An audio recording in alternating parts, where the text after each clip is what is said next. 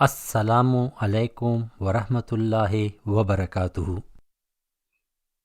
عزیز دوستو، ہمارے آج کے صحابی ہیں حضرت عباس بن عبد المطلب ابن ہاشم۔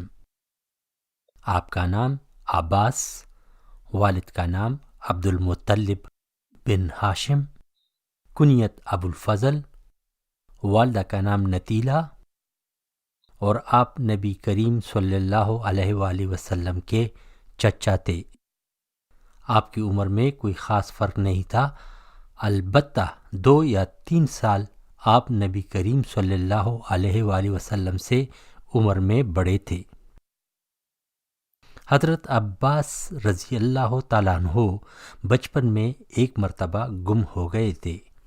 آپ کی والدہ نے خانہ کعبہ پر غلاف چڑھانے کی نظر مانی، چنانچہ ان کے صحیح اور سلامت مل جانے پر بڑے اہتمام کے ساتھ یہ منت ادا کی گئی۔ بیان کیا جاتا ہے کہ یہ پہلی عرب خاتون تھی جنہوں نے ایام جاہلیت میں خانہ کعبہ کو خوبصورت غلاف سے مزین کیا۔ زمانہ جاہلیت میں آپ قریش کے سربراہ رئیس تھے۔ خانہ کعبے کے اہتمام کے ساتھ ساتھ لوگوں کو پانی پلانے کا عہدہ آپ کو اپنے والد عبد المطلب سے وراثت میں ملا تھا۔ نبی کریم صلی اللہ علیہ وآلہ وسلم نے جب نبوت کے بعد مکہ میں اعلانیہ دعوت نبوت اور توحید کی صدا بلند کی تو آپ نے اس وقت گویا بظاہر ایک عرصے تک بیت کے لیے ہاتھ نہیں بڑھایا، تاہم دل سے اس تحریک کے حامی تھے۔ چنانچہ اہل یثرب نے جب رسول کریم صلی اللہ علیہ وآلہ وسلم کو مدینہ میں تشریف لانے کی دعوت دی اور زمانہ حج میں جب 72 انصار نے چھپ کر مکہ کی گھاٹی منی میں آپ کے ہاتھ پر بیعت کی تو اس وقت آپ حضرت عباس رضی اللہ تعالیٰ عنہ بھی موجود تھے۔ آپ رضی اللہ تعالیٰ عنہ نے انصار کو مخاطب کر کے کہا، اے اہل یثرب، آپ لوگوں کو معلوم ہے کہ محمد صلی اللہ علیہ وآلہ وسلم اپنے خاندان میں معزز اور محترم ہیں، اور دشمنوں کے مقابلے میں ہم نے ہمیشہ ان کی حفاظت کی ہے۔ اب وہ آپ لوگوں کے پاس جانا چاہتے ہیں، اگر مرتے دم تک ان کا ساتھ دے سکتے ہو تو بہتر ہے، ورنہ ابھی سے صاف جواب دے دو۔ اس کے جواب میں انصار رضی اللہ تعالی اجمعین نے جانصاری اور وفاشاری کی حامی بھری۔ اس لیے کچھ عرصہ بعد آپ نبی کریم صلی اللہ علیہ وآلہ وسلم نے مدینہ کی طرف ہجرت کی۔ جنگ بدر کے دوران مکہ کے مشرکین اور قریش کی طرف سے مجبور ہو کر آپ نے جنگ میں حصہ لیا، لیکن نبی کریم صلی اللہ علیہ وآلہ وسلم اس سے پہلے آگاہ تھے، اس لیے انہوں نے اپنے صحابہ کرام کو ہدایت کی کہ اگر حضرت عباس یا کوئی اور بنی ہاشم سامنے آ جائے تو قتل نہ کیے جائیں۔ ایک جگہ پہ یہ بھی روایت ہے کہ 3 بندوں کا نام نبی کریم صلی اللہ علیہ وآلہ وسلم نے اپنے صحابہ کرام کو بتایا، کیونکہ ان حضرات کو زبردستی کفار میدان جنگ میں لے کر آ رہے تھے اور وہ اپنی مرضی سے نہیں آ رہے تھے۔ اس بات سننے پر ابو حذیفہ رضی اللہ تعالیٰ عنہ کے منہ سے بے ساختہ یہ الفاظ نکلے کہ یا رسول اللہ، ہم اپنے باپ، بیٹے اور بھائی سے درگزر نہیں کریں گے تو بنی ہاشم میں کیا خصوصیت ہے، اور اگر عباس مجھ کو ہاتھ آیا تو میں اس کو ضرور تلوار کی لگام دوں گا۔ اس پر نبی کریم صلی اللہ علیہ وآلہ وسلم نے حضرت عمر کی طرف مخاطب ہو کر فرمایا، ابو حفصہ، کیا ام رسول کا چہرہ تلوار کے قابل ہے؟ جس پر حضرت عمر رضی اللہ تعالیٰ عنہ نے کہا یا رسول اللہ اجازت دیجئے کہ اس کا سر اڑا دوں، لیکن حضرت حذیفہ رضی اللہ تعالیٰ عنہ ایک بلند پایہ صحابی تھے، یہ جملہ اتفاقاً ان کی زبان سے نکل گیا تھا، اس لیے آپ نبی کریم صلی اللہ علیہ وآلہ وسلم نے کچھ مواخذہ نہیں کیا۔ اور پھر اس جنگ میں دوسرے مشرکین کے ساتھ حضرت عباس رضی اللہ تعالیٰ عنہ، عقیل رضی اللہ تعالیٰ عنہ اور نوفل بن حارث بھی گرفتار ہو کر آ گئے۔ اتفاق سے حضرت عباس رضی اللہ تعالیٰ عنہ کی مشکیں اس قدر کس کر باندھی گئی تھیں کہ وہ دردناک آواز کے ساتھ کراہ رہے تھے، یہاں تک کہ نبی کریم صلی اللہ علیہ وآلہ وسلم ان کی کراہ سن کر رات کو آرام سے سو نہ سکے۔ جب صحابہ کرام کو معلوم ہوا تو انہوں نے ہاتھوں کی مشکیں ڈھیلی کر دیں۔ اسیران جنگ کے پاس کپڑے نہیں تھے، حضرت نبی کریم صلی اللہ علیہ وآلہ وسلم نے سب کو کپڑے دلوائے، لیکن حضرت عباس رضی اللہ تعالیٰ عنہ کا قد اس قدر اونچا تھا کہ کسی کا کرتا ان کے بدن پر ٹھیک نہیں اترتا تھا۔ عبداللہ بن ابی جو کہ حضرت عباس رضی اللہ تعالیٰ عنہ کے ہم قد تھے، اپنا کرتا منگوا کر دے دیا۔ حضرات، اس جگہ یہ بات بھی آپ کے گوش گزار کرنا چاہتا ہوں کہ عبداللہ ابن ابی جب فوت ہوئے تو نبی کریم صلی اللہ علیہ وآلہ وسلم نے اپنا کرتا اس کے لاش کو پہنانے کے لیے دے دیا، حالانکہ وہ منافق تھے، لیکن اللہ کے رسول نے اس کے احسان چکانے کے لیے اپنا کرتا اس کی لاش پر رکھ دیا تاکہ حضرت عباس رضی اللہ تعالیٰ عنہ کے کرتے کا بدلہ چکایا جائے۔ دربار رسالت نے قیدیوں کو فدیہ لے کر چھوڑ دینے کا فیصلہ کیا، جو کہ حضرت عباس رضی اللہ تعالیٰ عنہ کی والدہ انصار کے قبیلے خزرج سے تھی، اس لیے اس قبیلے کے لوگوں نے اللہ کے رسول صلی اللہ علیہ وآلہ وسلم کی خدمت میں حاضر ہو کر عرض کیا کہ عباس رضی اللہ تعالیٰ عنہ ہمارے بانجے ہیں، ہم ان کو فدیہ چھوڑ دیتے ہیں۔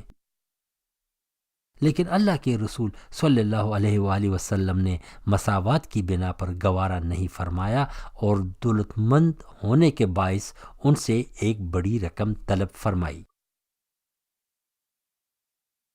حضرت عباس رضی اللہ تعالیٰ عنہ نے ناداری کا عذر پیش کیا اور ساتھ کہا کہ میں تو دل سے پہلے ہی اسلام کے دائرے میں داخل ہو چکا ہوں، مشرکین نے مجھ کو جبر کے ساتھ اس جنگ میں شریک کیا۔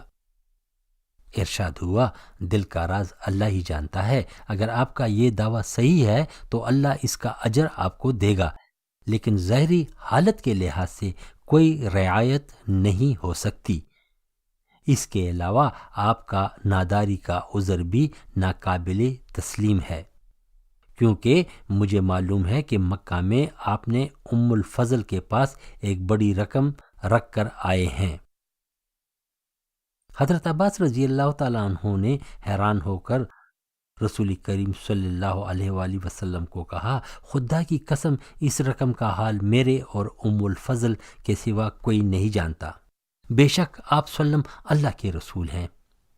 اور اس کے بعد اپنے بھتیجے عقیل اور نوفل بن حارث کی طرف سے گران قدر فدیہ عطا کر کے آزاد ہوئے اور وہ مکہ واپس چلے گئے۔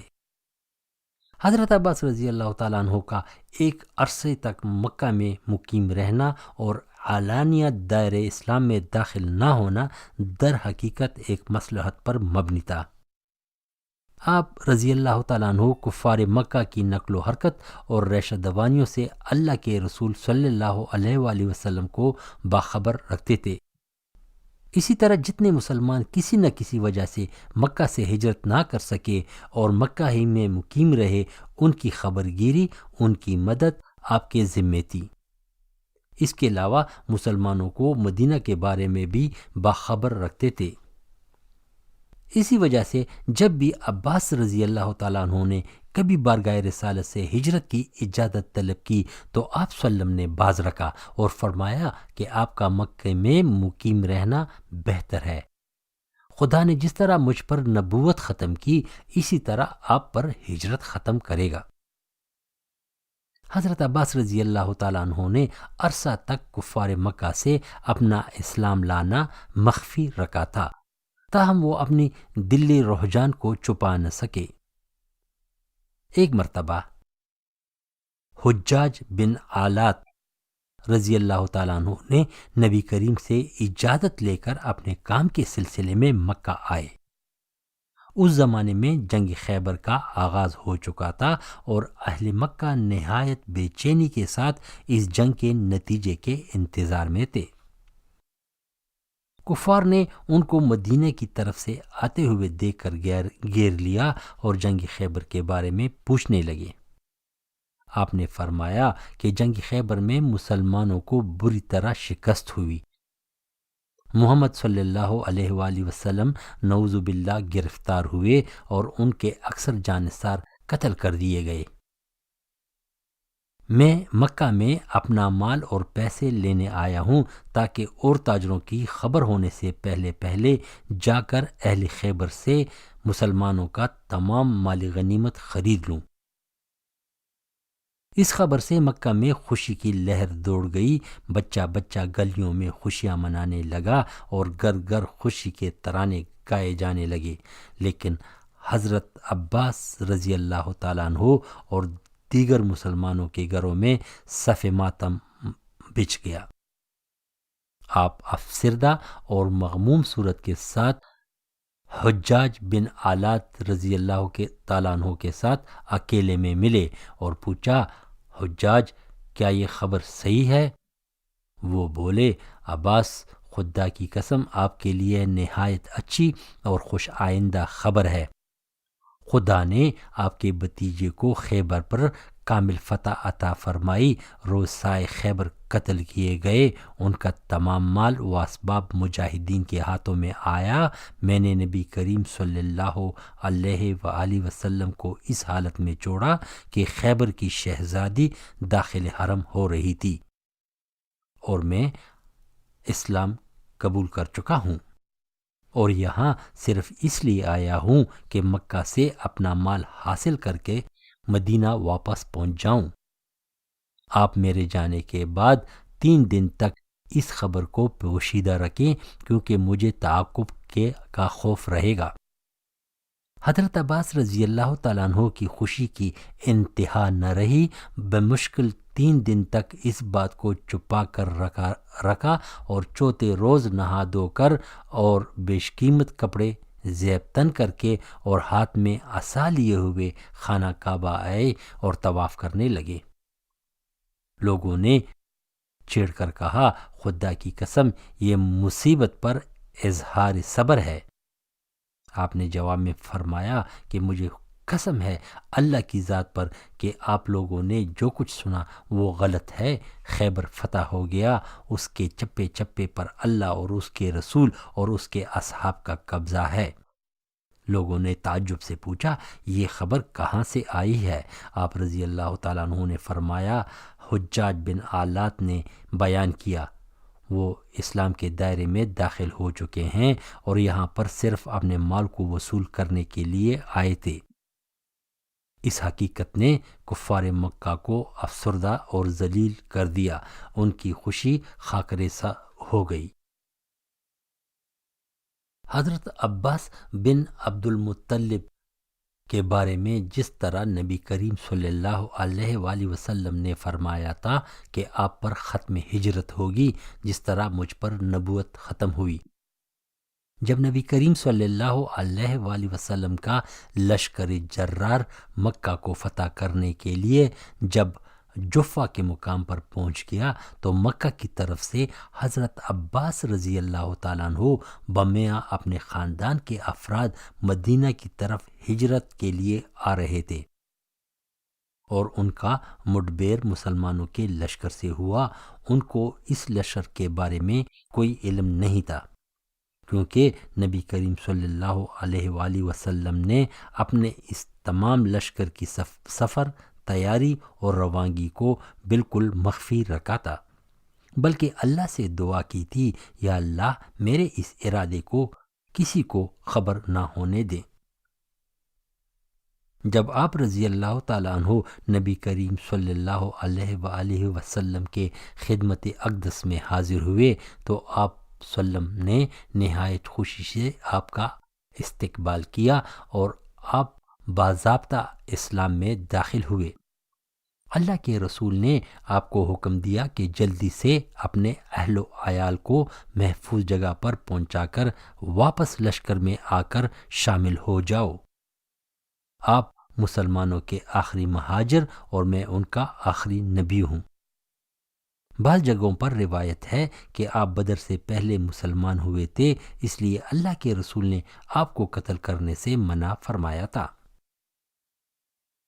حضرت عباس رضی اللہ تعالیٰ عنہ نے اللہ کے رسول سے درخواست کی کہ اس کو اس بات کی اجازت دی جائے کہ وہ مکہ جا کر قریش کو جنگ کرنے سے منع کرے، تاکہ کسی قسم کی خون ریزی نہ ہو، کیونکہ مسلمانوں کے لشکر کی تعداد تقریباً 10,000 مجاہدین پر مشتمل تھی اور ہر قسم کے اسلحے کے ساتھ اسلامی جذبے سے سرشار تھی۔ اس لیے قریش کے لیے یہ ناممکن تھا کہ وہ اس سیلاب کے سامنے کھڑے ہو سکے۔ اللہ کے رسول صلی اللہ علیہ وآلہ وسلم نے اس کی اس بات کی تائید کی اور اپنا خچر جس کا نام دلدل تھا وہ آپ رضی اللہ تعالی عنہ کے حوالے کیا اور کہا کہ جا کر قریش سے بات کر لو۔ حضرت عباس رضی اللہ تعالیٰ عنہ فرماتے ہیں کہ جب میں قریش کی طرف روانہ ہوا تو میں دل میں سوچ رہا تھا، اگر قریش اپنے ضد پر کڑے رہے تو یہ ان کی آخری رات ہے، اس کے بعد قریش کا نام مٹ جائے گا اور عرب میں وہ لوگ ذلیل اور خوار ہو جائیں گے، ان کا تکبر ٹوٹ جائے گا۔ اس وقت اسلامی لشکر تقریباً 20 میل دور مکہ کے پہاڑیوں پر پہنچ چکا تھا۔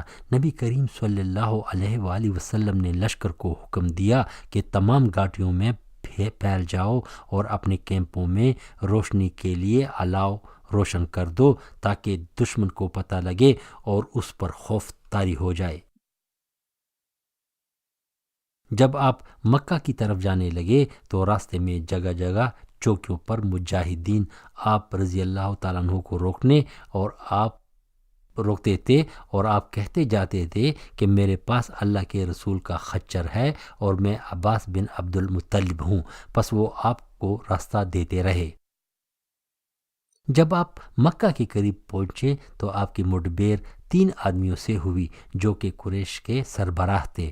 ان میں سے ایک ابو سفیان ابن حرب ابن امیہ تھے جو کہ امیر معاویہ رضی اللہ تعالیٰ عنہ کے والد بھی تھے۔ انہوں نے جیسے ہی عباس کو دیکھا تو پوچھا کہ عباس یہ کیا ماجرا ہے؟ ان میں سے ایک سردار نے کہا کہ ہمارا ایک حلیف قبیلہ شاید ہماری مدد کے لیے آیا ہے۔ آپ رضی اللہ تعالیٰ عنہ نے ان کو بتایا کہ یہ آپ کے حلیف قبیلے وغیرہ نہیں، یہ اللہ کے رسول صلی اللہ علیہ وآلہ وسلم کا لشکر ہے جس نے مکے کا گھیراؤ کر رکھا ہے اور وہ کل حملہ کرنے آ رہے ہیں اور آپ سب لوگ قتل ہو جائیں گے اور آپ میں سے کسی کا بچنا محال ہے۔ ابو سفیان کو کہا کہ آؤ میرے ساتھ چلو تاکہ اللہ کے رسول سے ملاقات کر کے معافی مانگ لو، امید ہے کہ وہ آپ کو معاف کر دیں گے۔ کچھ دیر بعد بحث مباحثے کے بعد ابو سفیان کو آپ اپنے ساتھ خچر کے اوپر بٹھا کر اور اس کا چہرہ ڈھانپ کر لشکر کی طرف چل پڑے۔ راستے میں اسی طرح جا بجا چوکیوں سے گزرتے ہوئے اللہ کے رسول صلی اللہ علیہ وآلہ وسلم کے خیمے کی طرف چل پڑے اور واپسی پر اسی طرح ہر چوکی پر ان کو بتاتے رہے کہ میں عباس ہوں اور رسول اللہ صلی اللہ علیہ وآلہ وسلم کا خچر میرے پاس ہے۔ جب آپ تمام چوکیوں سے گزرتے ہوئے آخری چوکی کے پاس پہنچے تو وہاں پر حضرت عمر رضی اللہ تعالیٰ عنہ موجود تھے۔ انہوں نے ابو سفیان کو پہچان کر اللہ اکبر کا نعرہ لگایا کہ اللہ نے آپ کو بغیر کسی پناہ کے اور تگ و دو کے بغیر ہمارے حوالے کیا، آپ کے پاس اب کوئی ضمانت نہیں کہ آپ کو بچایا جائے، اب آپ کی جگہ موت ہے۔ لیکن حضرت عباس رضی اللہ تعالیٰ عنہ نے حضرت عمر کو کہا کہ یہ میرے پناہ میں ہے اور میں نے اس کو امان دی ہے۔ کچھ بحث مباحثے کے بعد آپ بمیاں عمر رضی اللہ تعالیٰ عنہ نبی کریم صلی اللہ علیہ وآلہ وسلم کے خیمے میں داخل ہوئے۔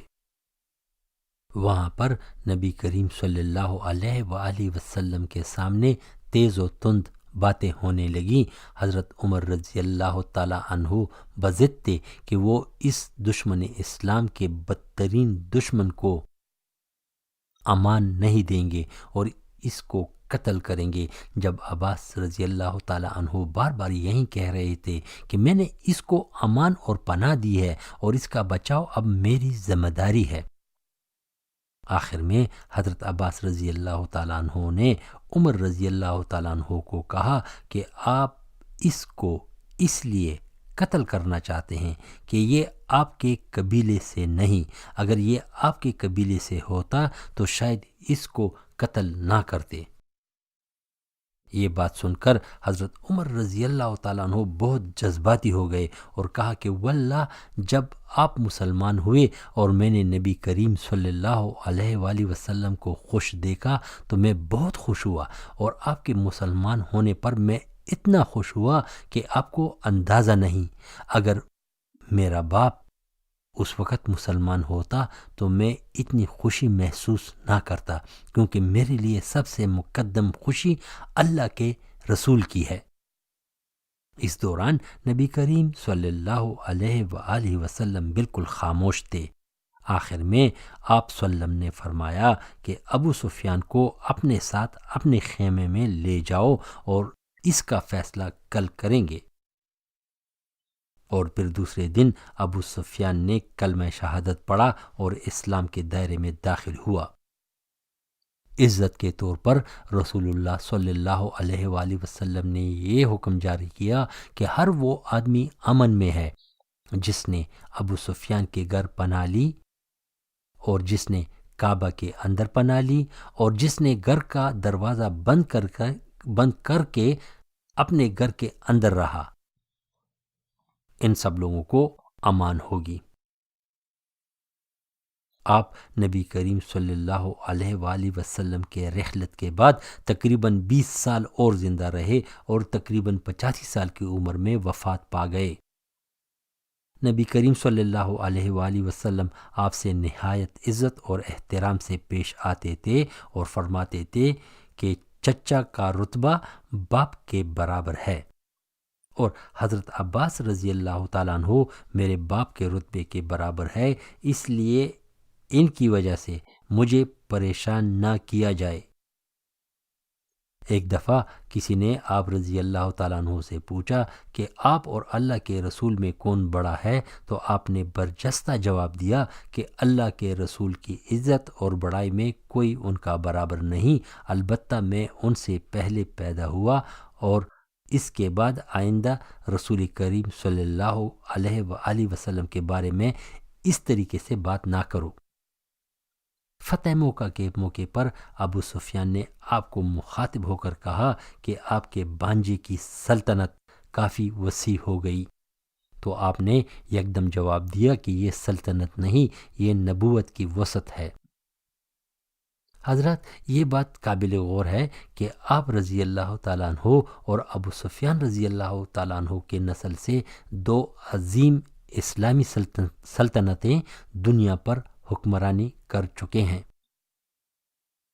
بنو امیہ حضرت ابو سفیان کے نسل سے اور عباسی خلافت آپ کے نسل سے پہلی۔ عباسی سلطنت بنو امیہ کے بعد اور عثمان کے خلافت سے پہلے منگول کے حملے تک برسر اقتدار تھے، یعنی 750ویں عیسوی سے 1258 عیسوی تک حکومت کی، اور دنیا کے تمام مسلم مملکت ان کے زیر نگین تھے۔ البتہ جب مملوک نے منگول کو شکست دی تو برائے نام عباسی خلافت کو قائم رکھا اور ان سے ایک خلیفہ مقرر کرتے تھے، اور تقریباً 1500 تک یہ سلسلہ چلتا رہا۔ آپ رضی اللہ تعالیٰ عنہ جس دن سے اسلام کے دائرے میں داخل ہوئے اسی دن سے آپ نبی کریم صلی اللہ علیہ وآلہ وسلم کے ہم رکاب رہے اور ان کے ساتھ ہر جنگ اور ہر موقع پر موجود رہے۔ جنگ حنین میں آپ نے نبی کریم صلی اللہ علیہ وآلہ وسلم کے گھوڑے کا لگام تھاما تھا۔ جب مسلمانوں کا پلڑا کمزور ہوا تو اللہ کے رسول نے فرمایا، عباس نیزہ برداروں کو آواز دو، اور جب عباس رضی اللہ تعالیٰ عنہ فرماتے ہیں، اور جب میں نے اپنی آواز میں ان سب کو بلایا تو اونچی آواز کے ساتھ تمام نیزہ بردار واپس مڑے اور جنگ کا پانسا یکایک پلٹ گیا۔ آپ کی آواز فطرتاً بہت اونچی تھی۔ جب آپ مکہ میں مقیم تھے تو آپ کا چرواہا مکے کے باہر وادی میں جانور چراتا تھا، تو آپ مکہ ہی سے اونچی آواز میں اس کو پکارتے تھے اور وہ آپ کی آواز سن لیتا تھا۔ طائف کے معاصرے میں غزوہ تبوک اور حجۃ الوداع میں آپ نبی کریم صلی اللہ علیہ وآلہ وسلم کے ساتھ موجود تھے۔ جب نبی کریم صلی اللہ علیہ وآلہ وسلم حجۃ الوداع سے واپس آئے تو کچھ دنوں بعد بیمار ہوئے اور مرض دن بدن بڑھتا گیا۔ حضرت علی رضی اللہ تعالیٰ عنہ، حضرت عباس رضی اللہ تعالیٰ عنہ اور دوسرے بنی ہاشم تیمارداری کی خدمت انجام دیتے تھے۔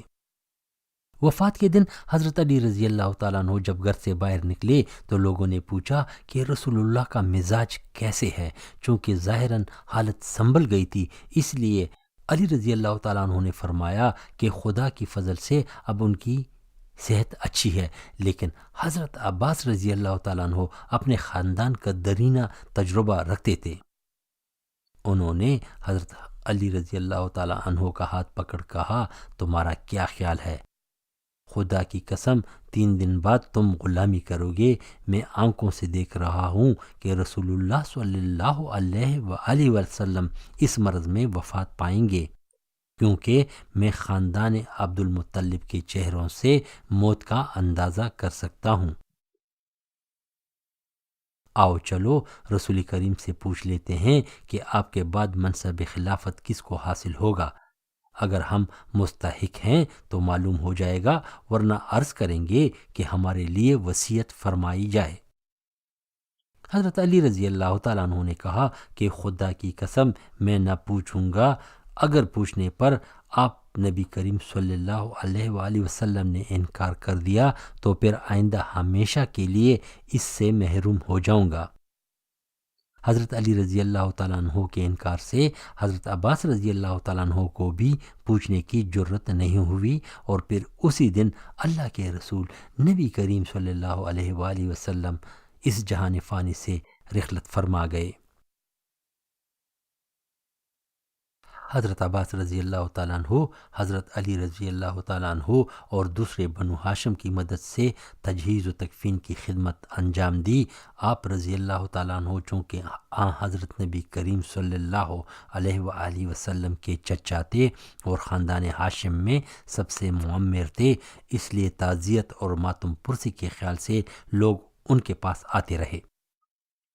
نبی کریم صلی اللہ علیہ وآلہ وسلم آپ کو بہت عزیز رکھتے تھے اور آپ کی بے حد عزت کرتے تھے۔ ان کی معمولی اذیت سے بھی آپ کو تکلیف ہوتی تھی۔ ایک مرتبہ آپ رضی اللہ تعالیٰ عنہ نے بارگاہ رسالت میں شکایت کی کہ جب قریش آپس میں ملتے ہیں تو ان کے چہروں پر تازگی اور شگفتگی برستی ہے، لیکن جب ہم سے ملتے ہیں تو خوشی اور شگفتگی بجائے برہمی کے آثار نمایاں ہوتے ہیں۔ جب اللہ کے رسول نے یہ سنا تو سخت برہمی کا اظہار کیا اور فرمایا، قسم ہے اس ذات کی جس کے ہاتھ میں میری جان ہے، جو شخص خدا اور اس کے رسول کے لیے تم لوگوں سے محبت نہیں کرے گا، اس کے دل میں نوری ایمان نہیں ہوگا۔ اسی طرح ایک دفعہ حضرت عمر رضی اللہ تعالیٰ عنہ مدینہ کے محسن مقرر ہوئے۔ انہوں نے حسب قاعدہ حضرت عباس رضی اللہ تعالیٰ عنہ سے بھی محصول کے رقم کا تقاضا کیا تو انہوں نے انکار کیا۔ حضرت عمر رضی اللہ تعالیٰ عنہ نے سختی سے تقاضا کیا لیکن انہوں نے پھر بھی انکار کیا۔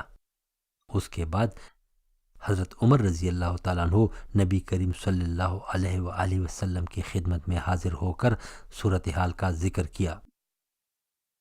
آپ نبی کریم صلی اللہ علیہ وآلہ وسلم نے فرمایا، عمر آپ عباس سے کیا چاہتے ہیں؟ بدر کے فدیہ میں تم ان سے بہت کچھ لے چکے ہو۔ عباس رسول اللہ صلی اللہ علیہ وآلہ وسلم کا چچا ہے اور چچا باپ ہی کا قائم مقام ہوتا ہے۔ نبی کریم صلی اللہ علیہ وآلہ وسلم کے رحلت کے بعد صحابہ کرام اجمعین اور خاص طور سے خلفائے راشدین نے بھی حضرت عباس رضی اللہ تعالیٰ عنہ کے عزت اور احترام کا محسوس لحاظ رکھا۔ حضرت عمر اور حضرت عثمان اگر کبھی گھوڑے پر سوار ہو کر ان کی طرف سے گزرتے تھے تو تعظیماً اتر پڑتے تھے اور فرماتے تھے کہ عباس رسول اللہ کے عم یعنی چچا ہیں۔ حضرت عمر اکثر ان کو اپنے مشوروں میں شریک کرتے تھے اور قحط اور خشک سالی کے موقع پر ان سے دعائیں کراتے تھے۔ قحط عام الزمادہ کے موقع پر حضرت عمر رضی اللہ تعالیٰ عنہ نے ممبر پر کھڑے ہو کر کہا، اے اللہ، پہلے ہم رسول کا وسیلہ پکڑ کر حاضر ہوتے تھے اور اب ہم حضرت نبی کریم صلی اللہ علیہ وآلہ وسلم کے عم محترم کا وسیلہ لے کر آئے ہیں، ان کے طفیل ہمیں سیراب کر دیں۔ اور عمر رضی اللہ تعالیٰ عنہ نے ان کو کہا، عباس اللہ کے ہاں ہمارے لیے دعا کریں۔ اس کے بعد حضرت عباس رضی اللہ تعالیٰ عنہ نے ممبر پر بیٹھ کر دعا کے لیے ہاتھ اٹھائے تو یکایک صاف اور شفاف آسمان پر ابر نمودار ہوا اور باران رحمت برسنے لگی۔